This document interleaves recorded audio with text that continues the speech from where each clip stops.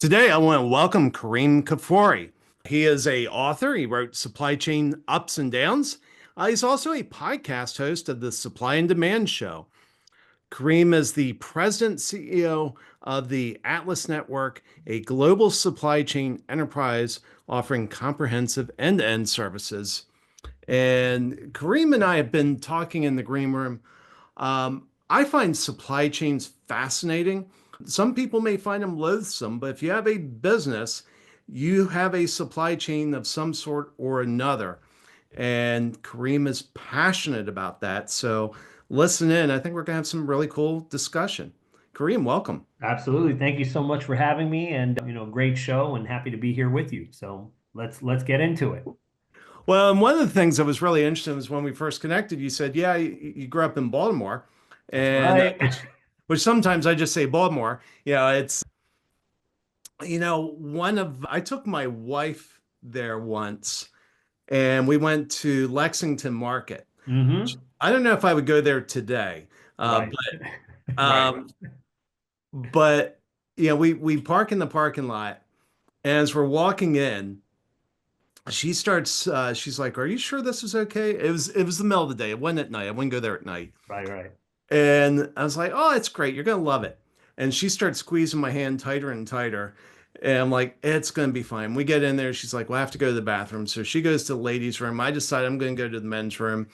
And I go in there and I'm taking a leak. And out of the corner of my eye, I see guys counting money in the bathroom. Oh, And I thought, today's one of those days I'm not gonna wash my hands. I'm just going to get my business done and go rejoin yeah. my wife. And we had lunch there, of course. Yeah, yeah. Well, Baltimore is one of those beautiful old cities in America that has seen better days. I love it with all my heart. I love to go down to downtown, see the beautiful architecture, really be able to enjoy the city itself. It has a great history to it and so forth. But, it's seen better days. I mean, that's why they shot the show The Wire there, right? There's definitely problems. It's one of the highest levels of, I think, HIV in the country still. And, there's real issues in that city. But, I'm from Baltimore. I'm a Marylander. I will always be that, even though I live in New York and I work in the rest of the world. I'm still a kid from Baltimore and I do love it. So, I won't let anybody rag on my city, including myself. Ah, yeah.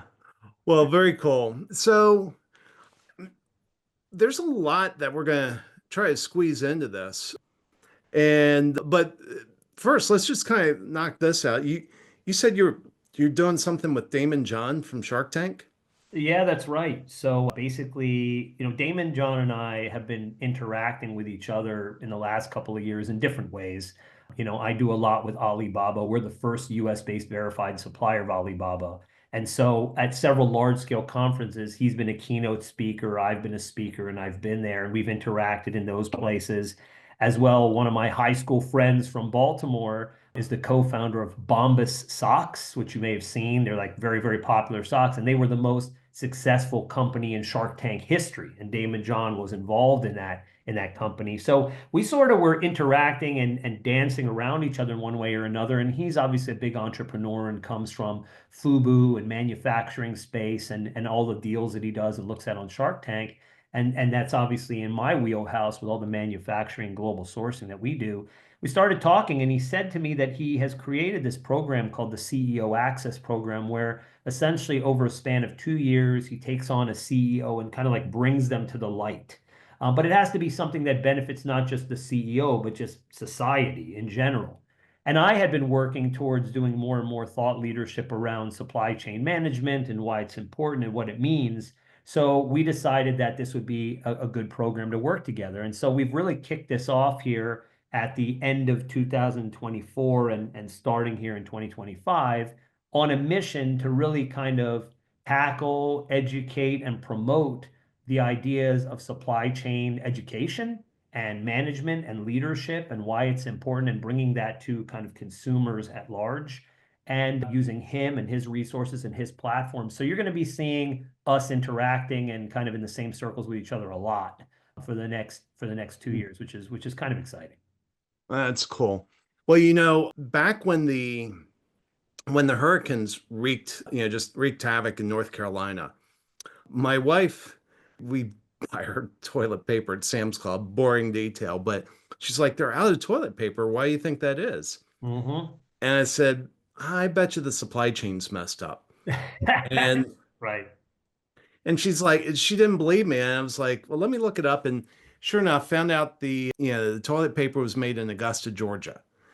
And and Augusta got hit, not as bad as North Carolina, but Augusta got hit. right. And you think about the shipping routes, and I don't think I have some awareness, but I don't think I fully understand how close to the edge we live to having the shelves just absolutely bare. Absolutely. Absolutely true. And the reality of it is when you talk about supply chain, the word chain is very important because just like the links of a chain, there are these different facets of the entire industry, whether it's the sourcing side and manufacturing side, the quality control side, the shipping and logistics side, the importation side, even the trucking and delivery, the warehousing, the fulfillment. I mean, all of these components all string together to get those consumers, those end products in the time that they need it to be and at the costs that they need it to be and with the availability that they need to have it to support the demand. And as you said, it's a roller coaster ride. Anything and everything can and does go wrong, from, again, things that may happen on the other side of the planet to, just dock workers not being paid a fair wage and therefore not wanting to unload things off of ships, which is a domestic issue. And then holding, basically the country in many ways hostage on this. I mean, perfect example was recently Amazon was going through, the second largest company in the United States behind Walmart, 500 billion, I think it is, a year. And the workers at the warehouses were threatening to strike because they weren't having their needs met with regards to salaries and benefits and things of that nature. Well, all you have to do around the holiday time, or really any day of the week, is pull up to a traffic light and look at how many Amazon delivery trucks there are around you. And you understand the importance of making sure that the people are happy so that they're working to deliver these goods and so forth. And 70% of those products that are sold on Amazon come from China. That's another conversation, part of the supply chain, not so much on the delivery and fulfillment side, but on the sourcing and production side. So supply chain is this really interesting industry that crosses continents, and it's this sophisticated sort of dance or conducting of the orchestra that has to come together in a seamless way to really make it work. Otherwise, we see major disruptions, and perfect example of that was pandemic, where we really didn't have things that we needed, including, first responders who didn't have PPE, didn't have things like masks and gloves and things that you just need to do in the middle of a disaster. And so you really understand in those times how important it is to deliver products that are needed, right? Yeah. Well, and I think I personally broaden the term supply chain out a little bit broader. I mean, I'm a fractional CMO. I help people with their marketing. And so people would look at me and say, Craig, you don't have a supply chain. I'm like, I absolutely do. I have freelancers. Absolutely. I have Yep. freelancers that I depend on delivering things to me so I can meet my commitments to my clients. Yes, that's true. And one of the things you tapped into was the importance of treating people correctly. And, coming out of I started my business during the Great Recession, back in '09, and talent was abundant. You could get anybody to do anything. Right. And I remembered at the time, I was like, okay, this will change. The day will come when talent won't be abundant. How am I going to treat my freelancers today? So You can when they protect it in the have, future. so they take my call, they Right. prioritize my work. Sure, sure. That's a supply chain in my mind as well. Absolutely. That is basically labor, right? And that's basically asset management, the assets being that talent. And it is an absolutely critical component of the industry. So I'll give you a perfect example. Prices increasing in, let's say, China with regards to certain products are not always due to, let's say, material cost increases or different aspects of the industry that may be driving those costs up. Sometimes it can be with regards to labor, either labor shortages that make the labor that you need to secure more expensive, or just generally a rising cost in wages. A perfect example of that would be India.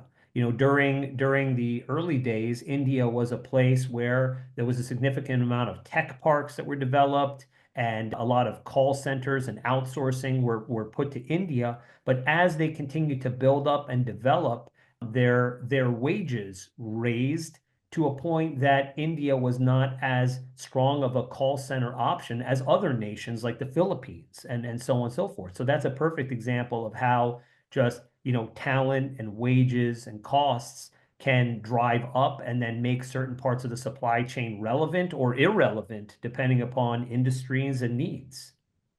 So here's an area of the supply chain that I have a bias on, but I know I don't have the full story, and it's longshoremen. As you know, we averted a major strike. The longshoremen, for those that don't know, they're the ones that offload the containers off the ships, so Correct. you can get these things from China or wherever. Right. And from what I've seen, it's a debate about, do we want to advance our ports in terms of automation, or do we want to preserve jobs? And I'll tell you what my bias is, but I don't know the story. I'm interested in your take on this. Sure, sure. My bias is, hey, we should be as efficient as possible so the human jobs that are there are very, very secure. And to me, that seems like automation is the right way to go. But what's your take? What do you know? I mean, this is your world. Sure. So my take on this is this is tone at the top and education. This is basically a scenario where those that are in charge of those longshoremen and port workers need to make those workers feel secure as to what the future looks like and how they're going to be a part of it, and reduce the levels of fear around the job security side of it. Meaning that automation is not something we have to be scared of in the idea that it's going to replace humans, but rather that those humans are going to do more efficient tasks that are going to create additional efficiencies in the market that will allow us to grow and thrive as a stronger economy. Because if it takes one human, let's say, an hour to do a task, and it takes it by being automated 10 minutes, we need to find out how that human's 50 minutes that are gained are going to be more efficiently placed to still be able to benefit whatever they are working on or doing. And again, that's where the strategy comes in. That's where the tone at the top and the education comes in. The idea of technology, especially around AI and development, is not about the idea of AI being a crutch. It's about it being a tool for efficiency and creating more jobs that will come out of that. And again, this is where education needs to be put into place. This is where the needs and the interests and the fears of those port workers that are so essential are put in check to allow them to feel comfortable that they have a job today and they have a job in the future, and that the future may look like this, and this is how they are going to plug into that new future. Because nothing's going to change progress. That's the one thing. We can't not continue to progress because of fear of job security. We need to be able to progress and have everybody feel excited about the future and want to have adoption of what that future may look like. That's the only way to really handle this. Yeah, and I like the fact that you introduced AI into that, because I think people are finally starting to wake up to the fact that AI isn't replacing us. It's enabling us. Correct. There are still things that humans can do that AI is not figured out. And I use AI every day. But I'll use it for brainstorming around writing.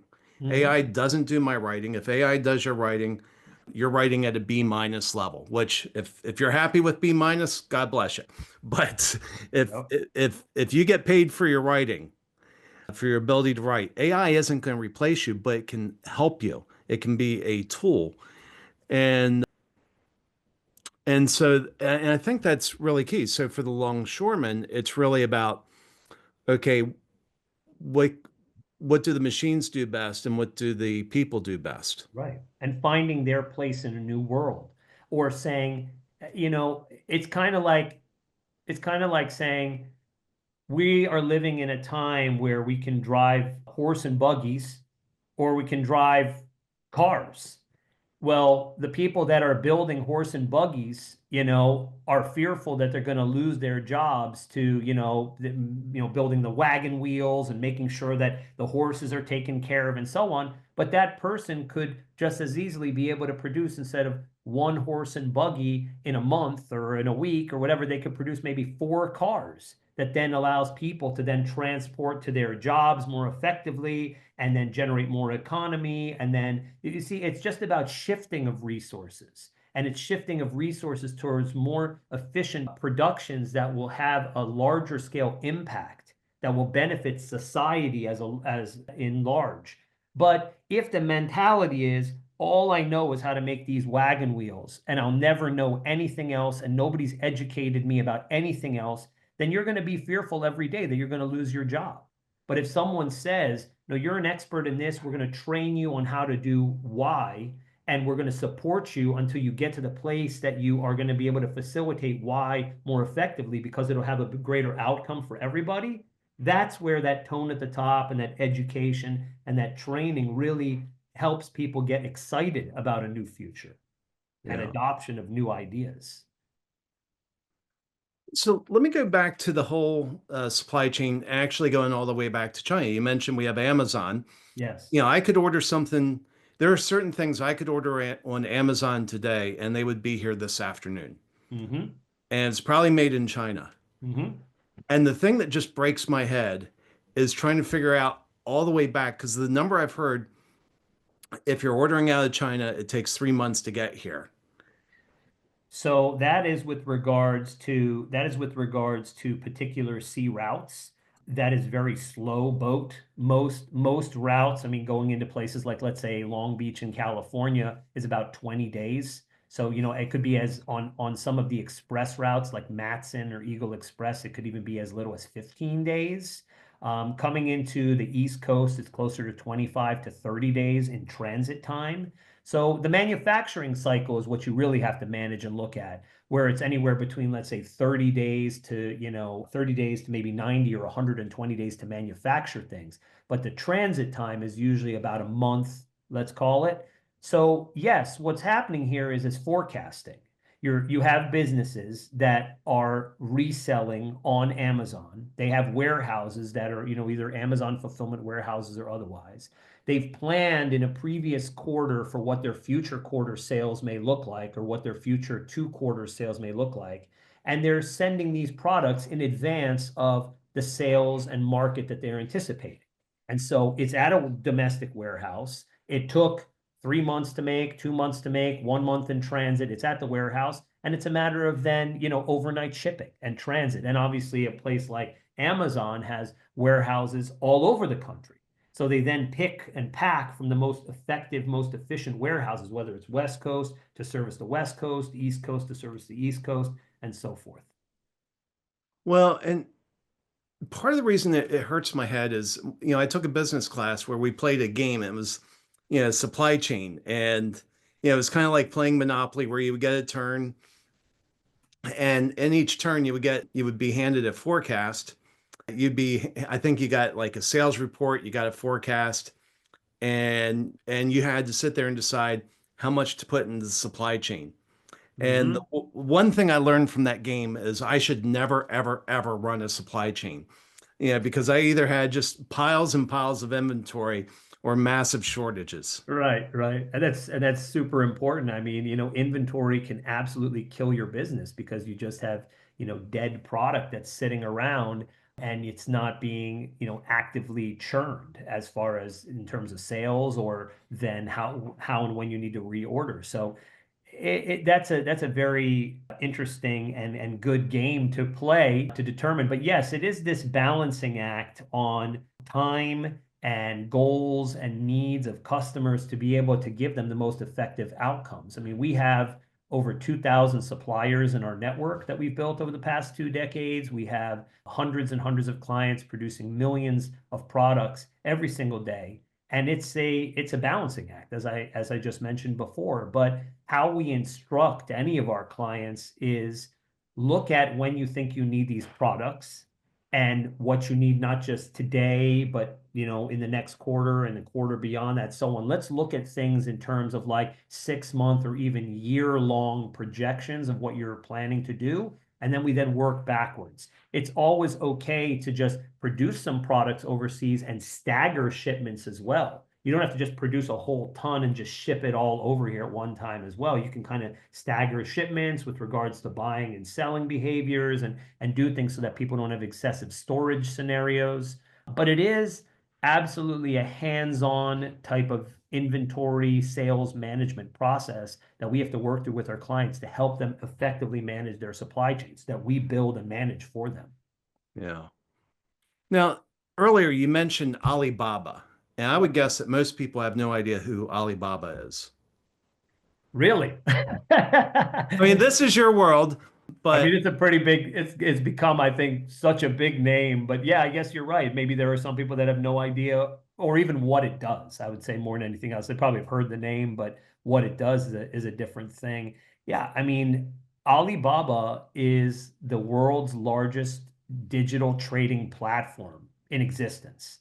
And they generate probably $150 billion a year in revenue. They network about 500,000 to 1 million suppliers in the world. And essentially, it's a place where global commerce can transact. Originally when they started, they had problems because they had so many bad actors that would come onto that platform, and they would represent themselves as a factory, and they'd show some beautiful pictures, and people would send money blindly, and then things would go wrong, and there would be no recourse, and it was a whole challenge. But through time and through the years, they've built so many great transactional, protection devices, such as verification programs around the actual suppliers that can actually be on their network, trade assurance programs to ensure that when buyers are transacting using the Alibaba platform and with Alibaba verified suppliers, that they will have certain assurances around their production, whether it's quality or timeliness and so forth.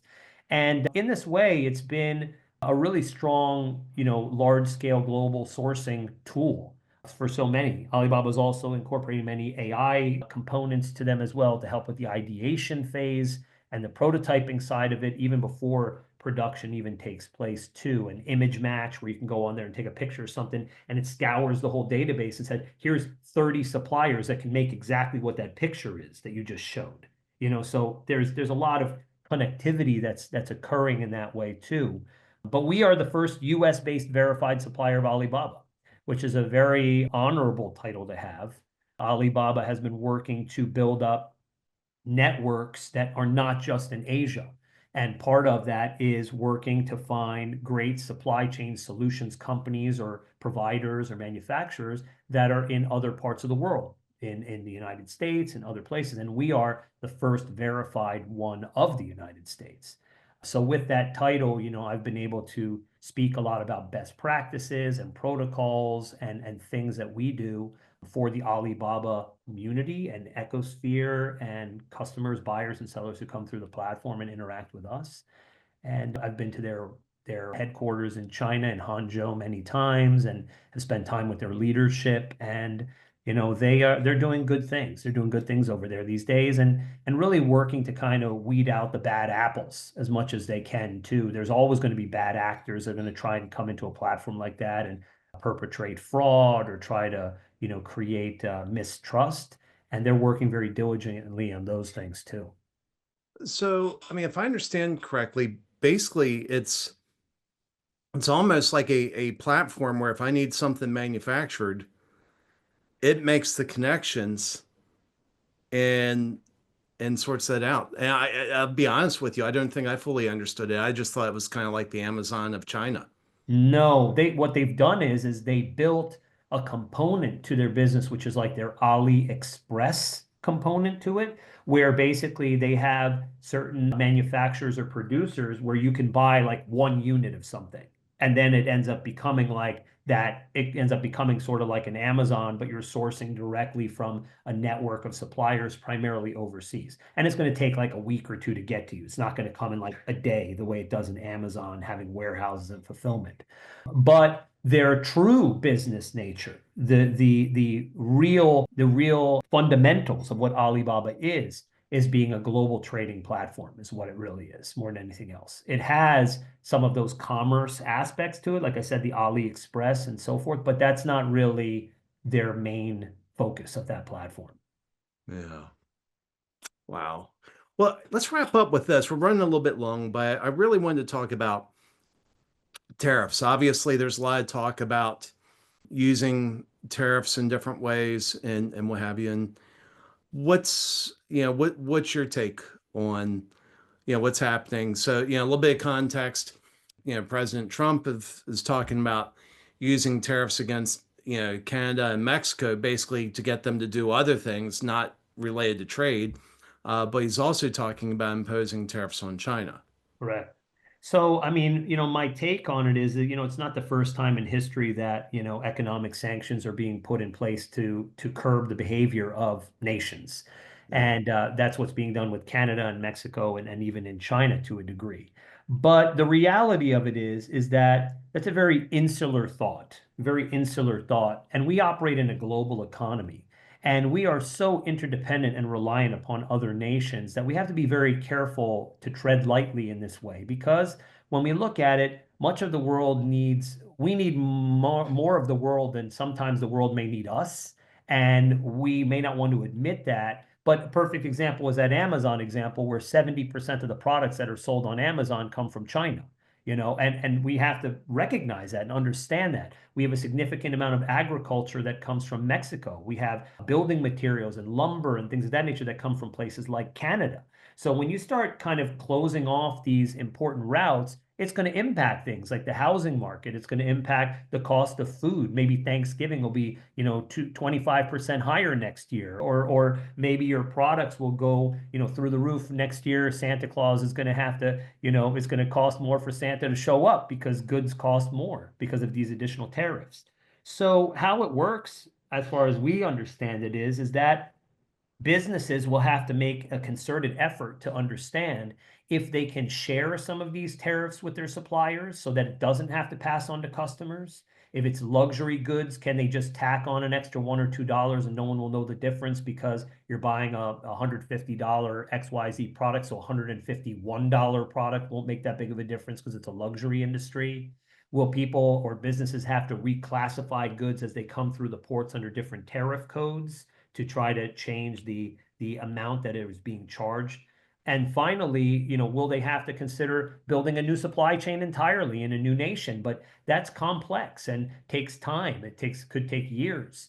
And so in that way, do you lose out on sales cycles or do you just reduce your profitability for a period of time? So there's a lot of aspects to this depending upon who you are, the consumer, businesses, the government, and we have to look at the balancing act on all these things. Today, the PPI report came out, which is the producer price index, and then next will come out the CPI report, the consumer price index. And these are the markers of inflation, because if we go too far with the economic sanctions, we'll trend towards inflation and then potentially recession.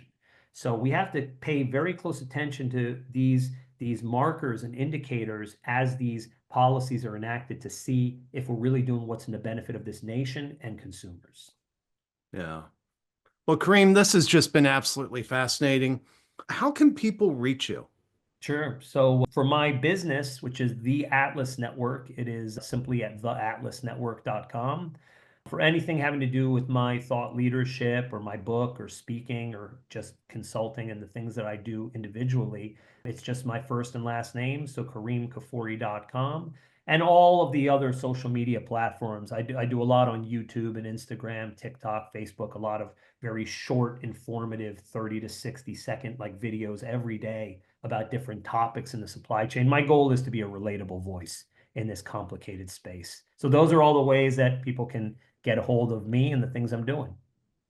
Well, excellent. Well, thanks for coming on Leaders and Legacies. Thank you so much for having me. It was a real honor and a pleasure to speak with you.